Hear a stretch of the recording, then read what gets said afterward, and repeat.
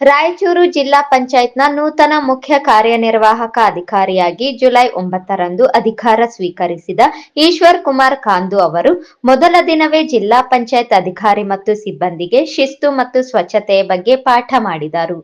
ಜಿಲ್ಲಾ ಪಂಚಾಯತ್ನ ಆಡಳಿತ ಶಾಖೆ, ಲೆಕ್ಕಪತ್ರ ಶಾಖೆ, ಲೆಕ್ಕ ಶಾಖೆ ಸೇರಿದಂತೆ ವಿವಿಧೆಡೆ ಖುದ್ದು ತೆರಳಿ ಅಧಿಕಾರಿ ಮತ್ತು ಸಿಬ್ಬಂದಿಯನ್ನು ಸ್ವತಃ ಪರಿಚಯಿಸಿಕೊಂಡರು.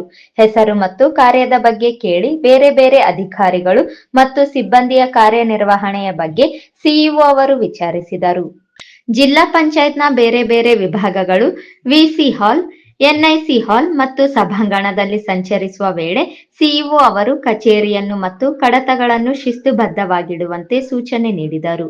ವಾರಕ್ಕೊಂದು ಬಾರಿ ಸ್ವಚ್ಛತಾ ದಿನ ಎಂದು ನಿಗದಿಪಡಿಸಿ ಎಲ್ಲಿಯೂ ಧೂಳು ಕಾಣದಂತೆ ನಿಯಮಿತವಾಗಿ ಸ್ವಚ್ಛತಾ ಕಾರ್ಯ ನಡೆಸಬೇಕು ಎಂದು ಸಿಇಒ ಅವರು ಎಲ್ಲ ಅಧಿಕಾರಿಗಳು ಮತ್ತು ಸಿಬ್ಬಂದಿಗೆ ಸೂಚನೆ ನೀಡಿದರು.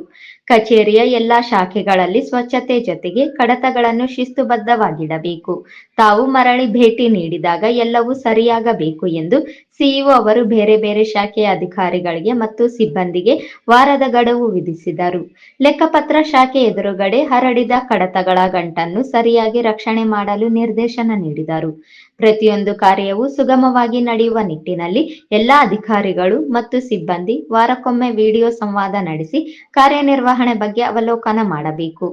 ಈ ಬಗ್ಗೆ ಸೂಕ್ತ ಮೇಲ್ವಿಚಾರಣೆ ಮಾಡುವಂತೆ ಜಿಲ್ಲಾ ಪಂಚಾಯತ್ ಉಪ ಕಾರ್ಯದರ್ಶಿಗಳು ಮತ್ತು ಮುಖ್ಯ ಯೋಜನಾ ಅಧಿಕಾರಿಗಳಿಗೆ ಸಿಇಒ ಅವರು ನಿರ್ದೇಶನ ನೀಡಿದರು. ಬೇರೆ ಬೇರೆ ಅಹವಾಲುಗಳನ್ನು ಹೊತ್ತು ಕಚೇರಿಗೆ ಬರುವ ಸಾರ್ವಜನಿಕರ ಅಹವಾಲುಗಳಿಗೆ ಎಲ್ಲಾ ಅಧಿಕಾರಿಗಳು ಮತ್ತು ಸಿಬ್ಬಂದಿ ಸ್ಪಂದಿಸಬೇಕು.